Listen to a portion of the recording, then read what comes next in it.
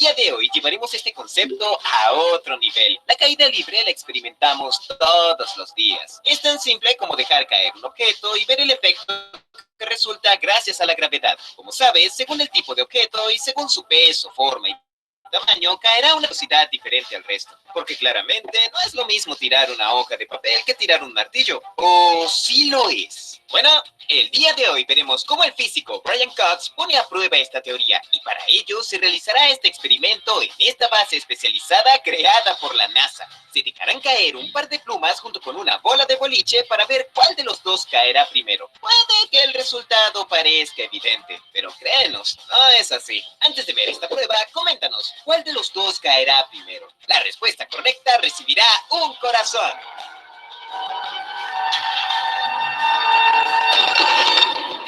Así es, tal y como se esperaba, la bola de boliche cayó primero. Al parecer era algo evidente, ¿cierto? Pero, ¿qué pasaría si ahora eliminamos un pequeño factor como el aire? Para hacer esto se necesitan alrededor de 3 horas para bombear fuera los 8000 pies cúbicos de aire que hay en la cámara. Y una vez conseguido esto, tendremos algo muy parecido a las condiciones lunares, donde solamente la gravedad va a hacer efecto. Y nuevamente te preguntamos, ¿qué crees que pasará? ¿Caerán al mismo tiempo o nuevamente la bola de boliche va a caer primero?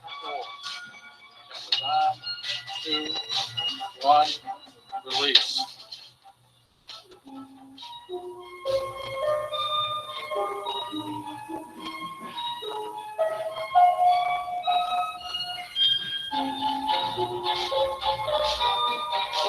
Así es, este experimento es totalmente real. Ambos objetos caen a la misma velocidad. Increíble, al eliminar el aire ya no hay fuerza que los detenga. Simplemente son el resultado de la gravedad. Y curiosamente, esto es lo que pasaría en la Luna. Y de hecho, el astronauta David Scott, comandante de la misión Apolo 15, fue uno de los afortunados de experimentarlo en la propia Luna, dejando caer una pluma junto a un martillo.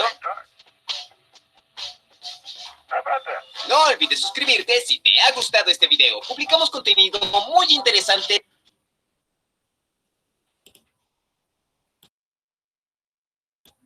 Bueno, muchachos, ahí ustedes qué apreciaron. Pero van a identificar algunas cositas en particular del video. Quiero escucharlos, a ver qué les pareció. ¿Algo nuevo, algo diferente?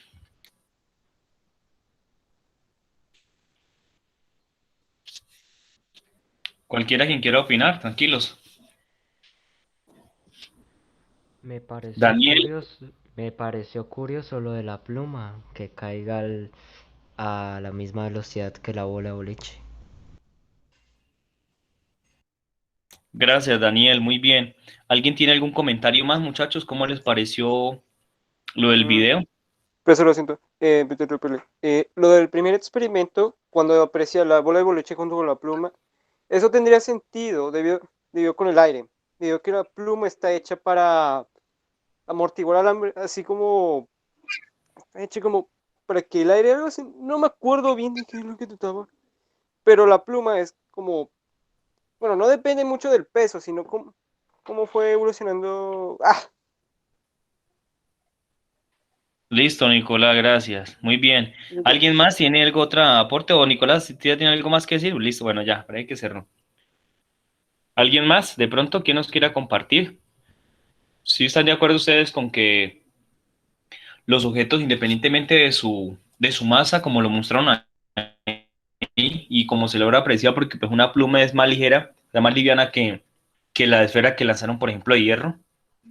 Entonces, esas particularidades en nuestra margen, digamos, en nuestro sentir, pues realmente son muy diferentes, son totalmente, pues, apreciable, digamos, de que uno lance, por ejemplo, una hoja, como en este otro video también que les voy a compartir aquí rápidamente. Voy a tratar de aquí algunas cositas en particular, que es lo mismo, sino que hay una explicación un poquito más a profundidad de por qué, digamos, los cuerpos empiezan a tomar esa relación. Caen a la vez. Lo puedes ver de manera cutre también en tu casa. Si tiras un libro y un folio al suelo, verás que el folio tarda más en tocar el suelo. Pero si colocas el folio encima del libro para aplacar el rozamiento con el aire, caen a la vez. La pregunta aquí es, ¿por qué pasa esto? ¿No es poco intuitivo que todo, sin importar su peso, caiga siempre al mismo ritmo? Lo es. Es más, es súper extraño. Un hecho que hace que la gravedad se convierta en el bicho raro de las interacciones y un misterio que no fue resuelto hasta que la relatividad general entró en escena. Ojo, porque aquí va el enigma más antiguo de toda la física. Pensemos primero en alguien no tan raro para que entendáis el problema. La fuerza eléctrica. Imagina que en medio del espacio hay una gran bola metálica cargada eléctricamente. Una especie de estrella de la muerte, solo que ahora es más de la muerte. Ahora piensa que flotando sobre su superficie tenemos un martillo y una pluma. Olvidaos de la gravedad por un momento. Si soltamos a estos dos, ¿quién va a chocar antes contra el suelo? La respuesta depende de dos propiedades. La primera es la carga eléctrica. La carga que posee un cuerpo, esencialmente, es cuánto es capaz de perturbarle una cierta interacción. Cuanto más alta sea la carga de una cierta fuerza, más intensamente le va a afectar. En este caso, cuanto más cargado eléctricamente esté, más fuerte va a ser la interacción eléctrica, más va a ser acelerado y antes va a chocar contra el suelo. Resulta que nuestra pluma tiene la misma carga eléctrica que el martillo, por lo que no sabemos quién va a ganar. Pero, por otro lado, tenemos a la masa inercial. La masa inercial, o simplemente masa, refleja la dificultad que hay de mover algo o de hacerlo parar de moverse. Si la masa de un cuerpo es muy baja, quiere decir que con fuerzas pequeñas puedes acelerarlo muy rápido. Si su masa es alta, quiere decir que se necesita de fuerzas muy grandes para hacer que acelere de la misma manera. Mover un dardo con una mano es fácil. Mover un camión con una mano es difícil. Mayor la masa, mayor la resistencia. El martillo es mucho más pesado que la pluma, tiene mucha más masa. Así que aunque la pluma y él sientan la misma fuerza, a él le cuesta mucho más arrancar a moverse rápido, por lo que la pluma le gana y choca contra el suelo mucho antes. Pero oye, la situación podría haber sido distinta. El martillo podría haber estado mucho más cargado que la pluma y con ese extra de fuerza haberla superado. O en vez de utilizar un martillo tan grande, haber usado uno más ligero y fácil de mover, lo que hubiera sido una ventaja. Como veis, es todo una lucha entre cuánta es la resistencia a moverse y cuánto le afecta la fuerza implicada. Podrías pensar en principio que la gravedad juega el mismo juego. Al igual que la fuerza eléctrica tiene su propia carga, la carga eléctrica, la fuerza de la gravedad también debería tener su propia carga, la carga gravitatoria. Si tienes mucha carga gravitatoria, la gravedad te perturba mucho y te acelera con intensidad. Si tienes poca, ni te enteras de que está presente. Así que volvamos a nuestro caso clásico del martillo y la pluma. Si los soltamos, ¿quién tocará antes el suelo? Pues la realidad es que si vemos la situación en términos de su masa y su carga gravitatoria, vemos que el martillo tiene mucha masa, pero a la vez tiene mucha carga gravitatoria. Y por su lado la pluma tiene muy poca masa, pero a la vez tiene muy poca carga gravitatoria. Uno es muy pesado, pero le afecta mucho la gravedad, y la otra es muy ligera, pero la gravedad le influye muy poco. Resultado, los dos efectos se igualan y caen a la vez.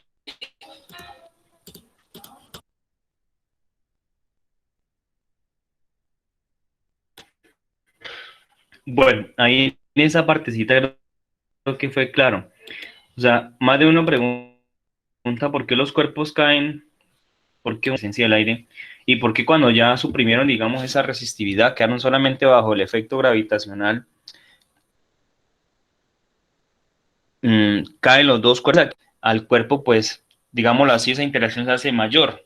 Y con la pluma, en este caso, pues, como es más leve, digámoslo así, menos pesada, menos masa. Entonces miren que la interacción con la fuerza gravitacional, a pesar de que con respecto a la masa va en la misma proporcionalidad, pues trata de mantenerse, es decir, que la resistencia y el valor de esa gravedad, pues en cierta forma se equilibran y eso es una de las razones por las cuales los cuerpos caen al mismo tiempo y pues bajo el criterio que ya saben ustedes que no depende de la masa, ¿sí? Hablando en condiciones ideales, ¿no? Porque pues ustedes aprecian que eso cuando lo hacemos en nuestro hábito es totalmente diferente.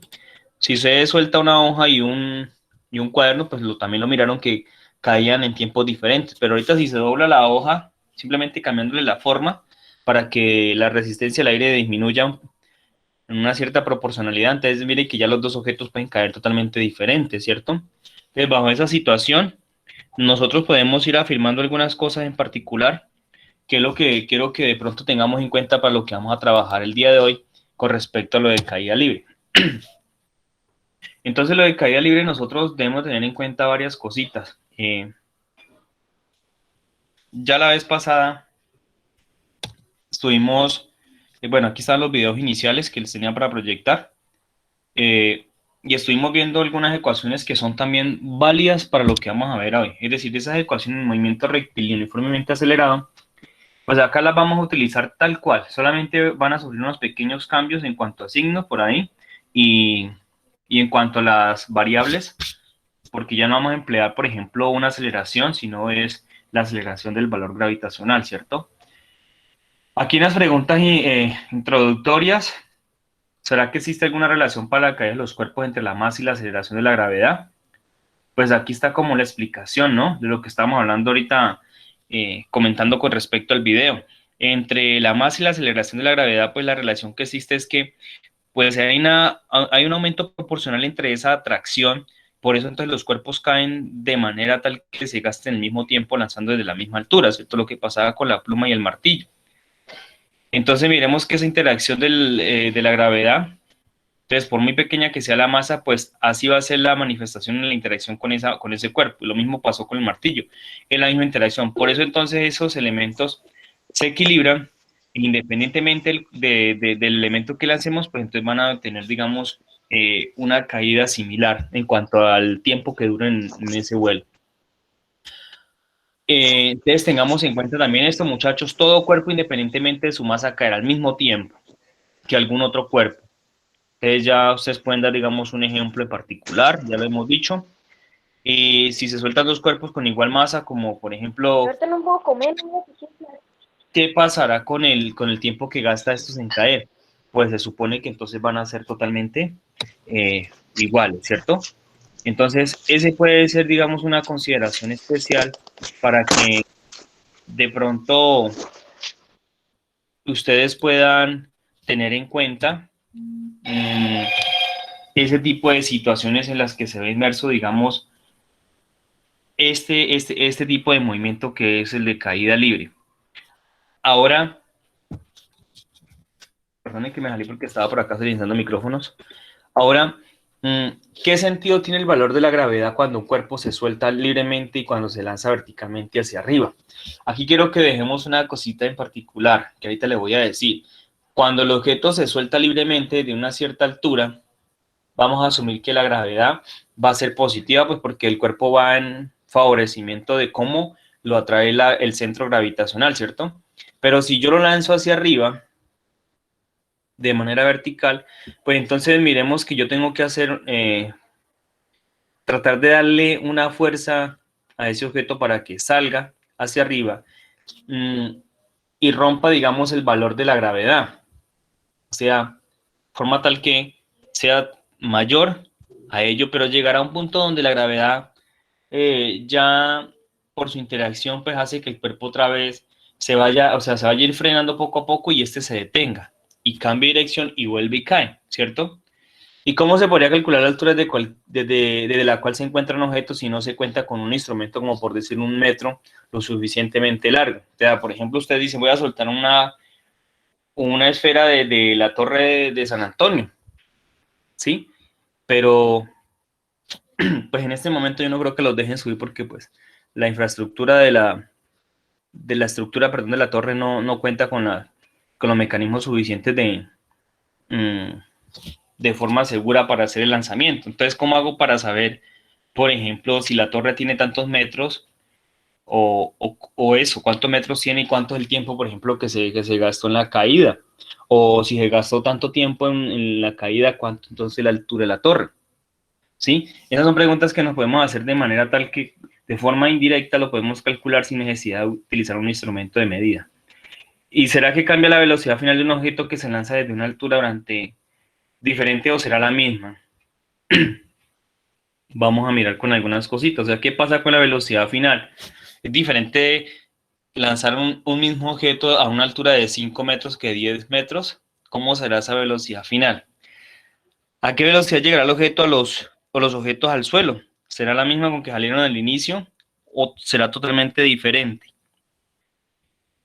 Bueno,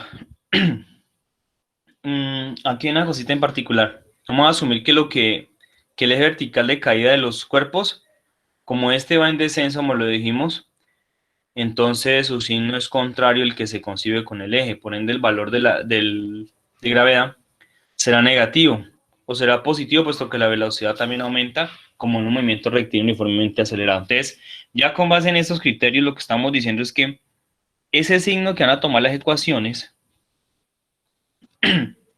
pues prácticamente lo vamos a referenciar con lo siguiente. Bueno, aquí una imagen para asociar lo de la resistividad, la resistencia del aire.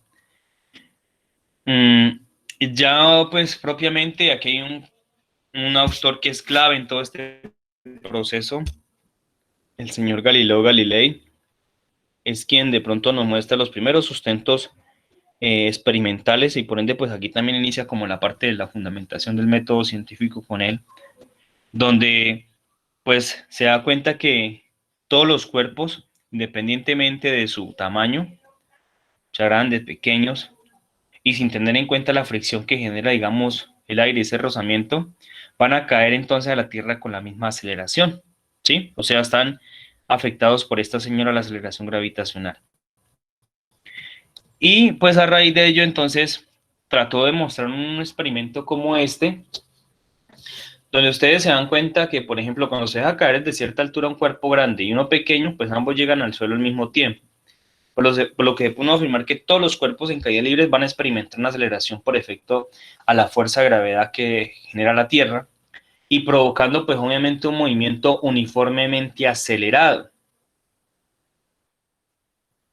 ¿Acelerado por qué? Pues porque su velocidad aumenta en forma constante. Ojo, su velocidad está aumentando en forma constante. Cuando yo digo que aumenta, entonces mire que ya no estamos hablando de una velocidad constante. Ojo, porque aquí termina en constante, pero ojo, estoy diciendo al mismo tiempo que está aumentando en forma constante. Es decir, lo que implica que la velocidad, perdón, la aceleración, cada segundo, pues va a tener, digamos, esa variación de los 9.8 aproximadamente que aparece aquí. Va a aumentar en esa razón de 9.8 metros sobre segundo al cuadrado, ¿cierto? Por cada segundo que transcurra. Y en este esquema gráfico ustedes van visualizando, por ejemplo, ¿sí?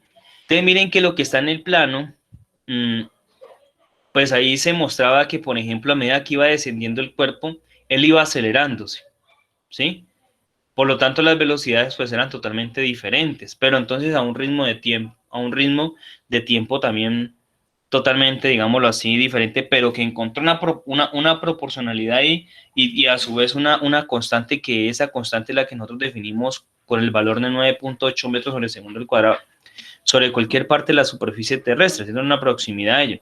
En la guía la habíamos dejado como 10 metros sobre segundo al cuadrado. Cualquiera de las dos está bien asumida, pero por cuestión de trabajo se la pueden dejar como 10 metros sobre segundo al cuadrado. Y lo interesante aquí es que ustedes ven que en la imagen D, exactamente el cuerpo tiende a tomar como esa forma en caída libre y lo asocia con este movimiento rectilíneo uniformemente acelerado que se manifiesta por este plano inclinado. Entonces mire esa relación, cómo puede ir volteando, digamos, el plano inclinado, dándole cada vez más y más inclinación a este ángulo de acá arriba, y entonces muestra que en última se determina eso, en un movimiento en caída libre. Pero entonces, vuelvo y repito, pertenece a un movimiento rectilíneo uniformemente acelerado. Bueno, aquí es donde quería ya ir recayendo un poquito, es lo que tenía que decirles. Vamos a representar entonces en las ecuaciones, en vez de tomar la letra A, que era aceleración, cambiamos por G, y en vez de tomar la letra D o X, que allá era, por ejemplo, distancia, entonces aquí la vamos a cambiar por la H o por Y, que representa la altura, ¿sí? Ambas están midiendo, pues, desplazamientos, distancias o trayectorias, si es en forma lineal. Además, la velocidad inicial, ojo a ello, normalmente siempre es cero o puede tomar otro valor diferente, pues, dependiendo de la situación, pero generalmente cuando la caída es libre, pues, casi la gran mayoría de ejemplos y ejercicios los toma uno como si fuera cero. Hay uno que otro que ahorita lo vamos a tomar por ahí que dice que él le tienen que indicar que la velocidad es de tanto, entonces su velocidad inicial es tanto, entonces ahí sí, o parte del reposo, entonces ya sabemos que la velocidad inicial es cero. Esas son algunas consideraciones que se toman para ello. Y de esa forma, entonces, aquí tenemos las tres ecuaciones que yo les dije a ustedes que trabajáramos de manera fundamental para ese movimiento rectilíneo uniformemente acelerado. Entonces, estas tres vuelven a cobrar otra vez importancia acá. Esta cuarta de aquí, que la coloqué con una equivalencia para lo que tengo acá, es cuando, por ejemplo, aquí en estas tres, cuando la velocidad inicial ya no es cero. O sea, por ejemplo, usted lanzó un objeto desde el segundo piso y ya le dio una fuerza, entonces quiere decir que le impregnó una velocidad inicial diferente a lo que usted dejara. Por ejemplo, que alguien le quitó las llaves del balcón y usted se las tiró a alguien allá al primer piso. Entonces, si las lanza, ya tiene que impregnarle, digamos, una fuerza y esa fuerza, pues ya obviamente va con una velocidad inicial que para adelante. Pero es diferente que usted deja caer las llaves libremente, entonces ahí ya la velocidad inicial se puede asumir como cero, ¿cierto? Entonces, si eso es cierto, estamos en caída libre, ahí lo decimos, estas ecuaciones vuelven a tomar vida. ¿Qué es lo que cambié si ustedes observan con las ecuaciones del movimiento rectilíneo uniformemente acelerado? Lo único que cambié es que aquí donde está la G, ahí aparecía la A. Los signos va a ser positivo porque estamos hablando de caída libre, o sea, verticalmente hacia abajo, digámoslo así. Entonces mire que la velocidad final es igual a la velocidad inicial más gravedad por tiempo. La misma velocidad final al cuadrado es igual a la velocidad inicial al cuadrado, más 2 veces gravedad por altura. Y la altura se puede determinar a partir del producto de la velocidad inicial por el tiempo, más lo que dé la aceleración por el tiempo al cuadrado sobre 2, o un medio de gravedad por tiempo al cuadrado. De esta última ecuación, tengan en cuenta lo siguiente. Si la velocidad inicial es cero, parte del reposo del cuerpo cuando se lanza, entonces miremos que queda solamente esto que está acá, y igual a un medio de la gravedad por tiempo al cuadrado, o y igual a la gravedad por tiempo al cuadrado sobre 2. Bueno, entonces, si esa velocidad, vuelvo y repito, hace cero, desaparece este término de aquí, porque 0 por t pues da 0. Y entonces de la altura me queda expresada de esta forma. Ahora, de aquí yo puedo despejar la letra t, que es el tiempo, ¿cierto? Ustedes ven que tiempo está al cuadrado, entonces lo demás hay que despejarlo, quitar es un medio y esa gravedad. Entonces el 2 está dividiendo, pasó a multiplicar con la y, que es lo que aparece aquí, y la gravedad está multiplicando el tiempo, entonces pasó a dividir al 2y, o sea, 2 veces la altura sobre gravedad. Y como estaba el tiempo al cuadrado, pues entonces lo que hicimos fue sacar raíz cuadrada a ambos lados. Entonces, raíz cuadrada de t al cuadrado, pues da t. Y la raíz cuadrada de lo que está acá, pues quedó indicada porque eso es lo que vamos a calcular. Entonces, conclusión que voy tomando para ello. Junto con estas tres ecuaciones, más la del tiempo cuando la velocidad inicial es 0, que es esta, entonces yo puedo calcular cualquier variable que me estén pidiendo. Y estas de aquí, ustedes dirán, profe, ¿por qué estas de aquí son diferentes a las de acá? Pues aquí sencillamente se reducen, estas tres de aquí se reducen a estas tres de acá, en el sentido de que la velocidad inicial aquí es 0. Entonces, si la velocidad inicial es 0, pues entonces esta primera ecuación que dice velocidad final igual a velocidad inicial más gravedad por tiempo, sencillamente se convierte en velocidad final igual a gravedad por tiempo, porque la velocidad inicial es 0. Y así le pasa a la siguiente. Se quita la velocidad inicial y simplemente queda que la velocidad final al cuadrado es igual a 2gy. Recuerden que aquí está este cuadrado, entonces cuando lo vayamos a usar hay que sacarle raíz cuadrada aquí y acá, ¿listo? No les vaya a olvidar eso. Ahorita miramos algunos ejemplos en esa parte. Entonces, de esa forma, con estas ecuaciones que he resaltado aquí, esta, vuelvo y repito, para cuando la velocidad inicial es diferente a 0. Y estas para cuando la velocidad inicial es 0. Entonces, con esas ecuaciones de caída libre, nosotros ya podemos emplearlas para resolver cualquier problema práctico que nos coloque. Y lo que dijimos la vez pasada en cuanto a los pasos que debemos seguir para validar de cuál de estas ecuaciones es la que yo debo de emplear de acuerdo al número de variables que me den y cuál es la incógnita o las incógnitas que tengo que buscar. Entonces ir mirando cuál es la ecuación que es más práctica para yo emplear. Y recuerden, por ejemplo, si a mí me dan, por decir algo en un ejemplo en particular, la velocidad final y ya conozco la gravedad y me piden hallar el tiempo de vuelo, pues entonces yo tengo que emplear inmediatamente esta ecuación. Si me dicen que si parte del reposo, por ejemplo. ¿Por qué? Pues porque ya tengo dos variables que conozco y es más práctica utilizar esta que, por ejemplo, esta, porque aquí no tengo, por ejemplo, y no me da la altura, pues quedo yo más sujeto a esa situación. Entonces, miren que hay que delimitar, mirar cuál es la ecuación que más se ajusta de acuerdo al número de variables. Y recuerden que por cada ecuación me debe quedar solamente una incógnita, no deben de quedar dos porque ya no me sirve tampoco la ecuación. Entonces, de esa forma, para que tengan en cuenta, van a encontrar ecuaciones donde aparezca la H o la Y. Cuando encuentren eso, ustedes hacen referencias a la altura. Va a estar medido en metros, en pies, bueno, en pulgadas, todo lo que tenga que ver con unidad de longitud. Y la V, pues hace referencia a la velocidad, bien sea en este caso final o inicial, y va a estar representada en metros sobre segundo, kilómetros por hora, o pie sobre segundo. Y en la letra T, pues ya vemos que es el tiempo, y el valor de G es la aceleración de la gravedad, que aproximadamente tiene un valor de 9.8 metros sobre segundo al cuadrado. Ese es el valor promedio, pero si usted lo quiere dejar, déjenlo como 10 metros sobre segundo al cuadrado por redondeo y por, digamos, cuestión de cálculos para que no le con tanto decimales, o a veces procura no dejarlo así. Eso también es lo mismo que decir 32 pies sobre segundo al cuadrado, ¿sí? Este es el sistema inglés y este en el sistema sexagesimal. Bueno, entonces ahí tenemos esas consideraciones. Y aquí viene un primer ejemplo. No es el que aparece en la guía, otros diferentes, pero pues los mecanismos de solución son los mismos. Si hay una pelota que parte del reposo y se deja caer durante 5 segundos, entonces nos piden ahorita que hay que determinar la altura a la cual fue lanzada y la velocidad final con la que llega un instante antes de chocar contra el suelo. Si aquí decimos que un instante antes es para que no se malinterprete, porque cuando choca contra el suelo, pues realmente ahí en ese instante pues se hace cero, ¿no? Pero un instante antes, tan pequeño como lo queramos imaginar, de que entonces podamos estimar cuál es el valor aproximado de esa velocidad final. Entonces, de aquí nosotros, ¿qué datos conocemos? Ojo, porque de manera particular, y siempre es para que lo consideren, ya se va a asumir que si le están hablando de un problema como esto, pues entonces un dato que ya tiene usted a favor es el valor de la gravedad, ¿cierto? Es aceleración. Si no se lo dan, pues ya se intuye de que usted lo conoce, que es de 9.81 metros sobre segundo al cuadrado.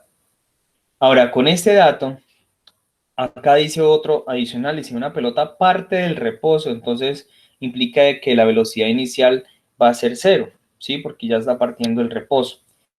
Y otro dato adicional, tercero que nos dan aquí, es que se deja caer durante 5 segundos. Entonces el tiempo de vuelo de esta pelota es de 5 segundos. ¿Y cuál es la incógnita? La incógnita es la velocidad final, o sea, esta v sub f que aparece aquí. Las fórmulas o las expresiones que nos conllevan a ello. Aquí las he colocado de las 3 que teníamos, 4 que teníamos allá. Si quiere me devuelvo y verificamos. De estas. Tengo que mirar qué datos los que yo necesito, qué es lo que me han dado. Tengo que recurrir a estas de aquí porque ya el cuerpo parte de reposo, ¿cierto? Entonces, para no complicarme la vida. O puedo partir de acá y usted ya dice, velocidad inicial 0, entonces tacho, 0. 0 y 0, listo. Entonces así, con este ejemplo, lo que tenemos es lo siguiente. Una ecuación es esta. Y igual a gravedad por tiempo al cuadrado sobre 2, que es lo que aparece acá abajo. Y la otra ecuación es para determinar propiamente la velocidad final. Entonces mire que para poder llegar a encontrar la incógnita que es la velocidad final, me toca primero saber cuánto fue la altura. ¿Sí? Indiscutiblemente cuánto fue la altura. Entonces, con esta ecuación, que dice y igual a un medio de gravedad por tiempo al cuadrado, yo voy a hacer un reemplazo, y entonces ya conozco el valor de gravedad, que es 9.81 metros sobre segundo al cuadrado. Conozco el tiempo, que también está enunciado, que son 5 segundos. Ojo, porque aquí lo dejo entre un paréntesis, 5 segundos, tanto la parte numérica como la unidad quedan al cuadrado. Y sobre 2, o divido todo ese producto entre 2, o luego lo multiplico por un medio, como aparece aquí, como usted quiera. Ya es una cuestión particular de manejo ustedes del proceso. Ahora entonces, ¿qué se van a dar cuenta ustedes? Que al multiplicar 5, primero hagámosle la potencia, 5 al cuadrado da 25, ¿cierto?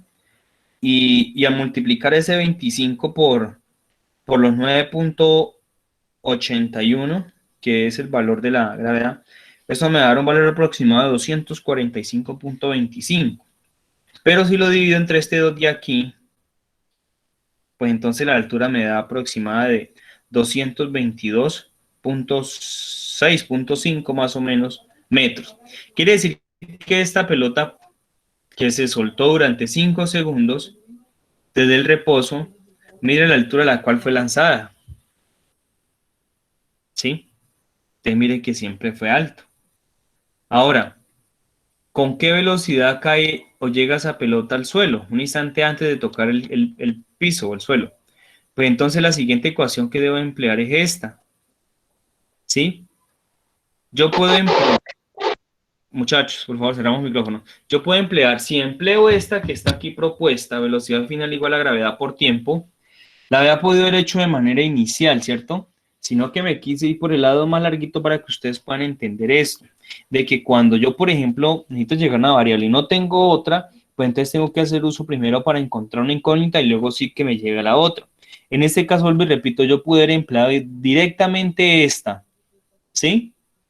Que está aquí. Bueno, si me hubieran pedido, pues en un primer momento solamente la velocidad final, ¿cierto? Pero como me estaban pidiendo en un primer momento la altura a la cual fue lanzada y luego terminar la velocidad final, entonces puedo emplear esta o esta y para allá la velocidad final. Esta, pues, que dice acá velocidad final al cuadrado, está en función de la gravedad y de la altura, que acabé ya de hallar. Y esta solamente está en función del tiempo y la gravedad. Entonces voy a utilizar esta, pero si ustedes quieren utilizar esta, se van a dar cuenta que van a llegar al mismo resultado.